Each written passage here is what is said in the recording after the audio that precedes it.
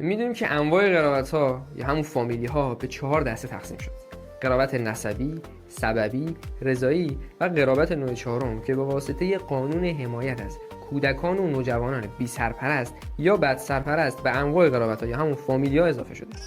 حالا امروز میخوام با قرابت نسبی بیشتر آشنا بشیم. این قرابت نسبی حالا باید بگیم با هر کسی که به خاطر داشتن نسل مشترک با هم فامیل هستید، به این فامیلیا قرابت میگن قرابت نسبی. به عبارت دیگه با هر کسی که رابطه خونی داری بهش میگن با این شخص قرابت نسبی داری. خود همین قرابت نسبی به 2 دسته تقسیم میشه. این تقسیم بندی میشن خیشان نسبی در خط مستقیم یا طولی. دسته دوم میشن خیشان نسبی در خط اطراف یا عرضی. خیشان در خط مستقیم باز خودش به 2 دسته تقسیم میشه: خیشان در خط مستقیم سودی، خیشان در خط مستقیم نزولی. فامیل های در خط مستقیم میشه کسایی که از نسل یکدیگر هستن. ناکن شما یا از نسل کسی هستی مثل پدر، مادر، پدر بزرگ، مادر بزرگ، یا کسایی از نسل شما هستند مثل پسر، دختر، نوه، نتیجه و قصه. حالا اونایی که بالاتر از شما هستن، یعنی اونایی که شما از نسلشون هستید، بهشون میگن خیشان نسبی در خط مستقیم سعودی. چرا؟ چون از سمت شما بخوای بری به سمت اونا باید بری بالا سر شما هست. اونایی که پایین شما هستن، یعنی مثل پسر، دختر، نوه، نتیجه، بهشون میگن خیشان در خط مستقیم نزولی. چرا؟ چون اگر بخوایم از سمت شما بریم به سمت اونا باید بریم پایین. حالا خیشان نسبی در خط اطراف یا عرضی کیا هستن؟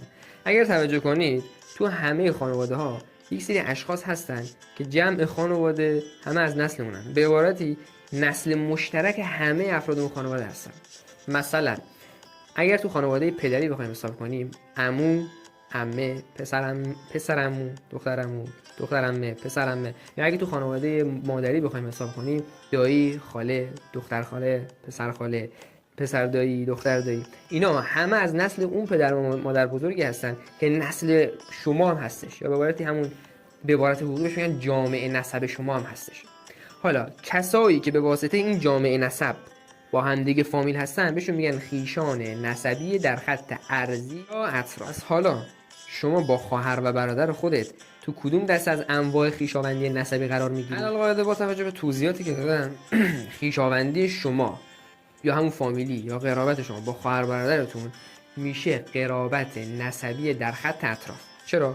یک، اولا اینکه شما از نسل یکدیگه نیستید، نه شما از نسل خواهر برادرتید نه خواهر برادر شما از نسل مستقیم شما هستن. در ثانی شما همتون، هم شما هم خواهر هم و برادرتون، به واسطه یک جامعه نسب که پدر و مادر شما هستن با هم فامیل هستید.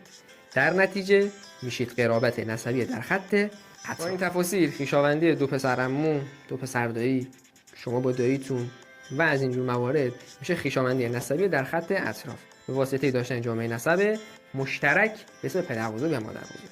هرچند دور باشه. همه این توضیحاتی که دادم الان دیگه میتونی بگی که نوع فامیلی بین عمه و برادرزاده و دایی و خواهرزاده و همچنین پدر بزرگ و عمه و برعکس و هر چی که هست از نظر قانون و حقوقدانان چیه و در کدوم دسته از انواع قرابت‌های نسبی قرار میگیره. و این خوبه.